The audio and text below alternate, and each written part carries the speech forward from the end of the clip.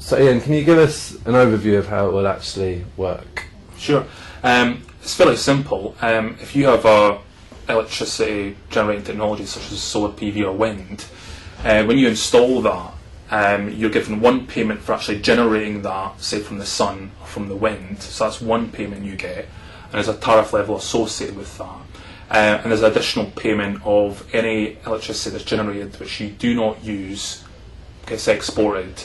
And there's obviously the saving of using the on-site electricity as well, which will reduce your fuel bills. So that's the three main savings: generation, export, and on-site use. Okay.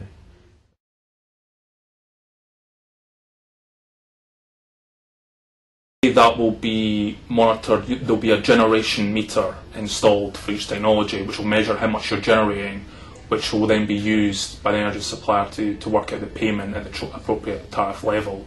So that's how that will work through the generation meter. So to summarise, what would be the three main benefits for customers of feed-in tariffs? The key benefit is a regular income through the feed-in tariffs over the lifetime of the technologies, which for most cases is 20 years, but for PV it's 25 years. The other one is saving on their fuel bills by using the on-site electricity generated. And finally, the other reason is lowering your carbon footprint, lowering your carbon for to low carbon lifestyle, essentially.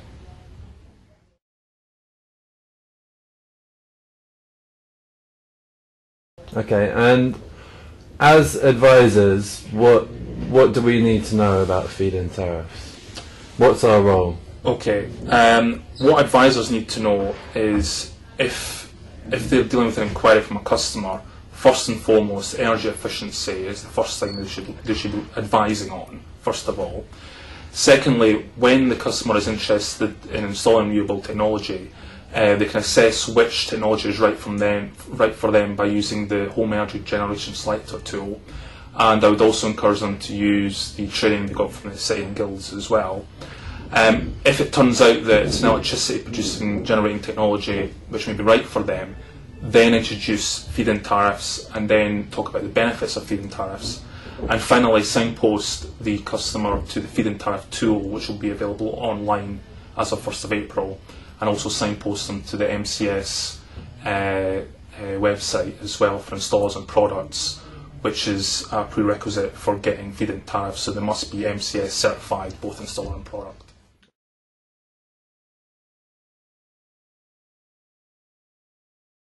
Okay, good. And what's the role of the Energy Saving Trust in relation to feed-in tariffs?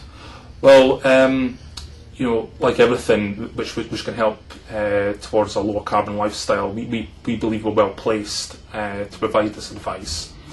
And what we're doing for advisors and consumers, we're producing a consumer fact sheet. I mentioned the feed-in tariff tool, which we're doing.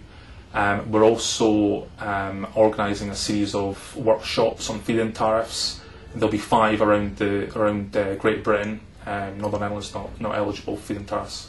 And there may also be, that will involve a handful of advisors, but our microchain coordinators in the regions and countries will also be organising some training for advisors as well.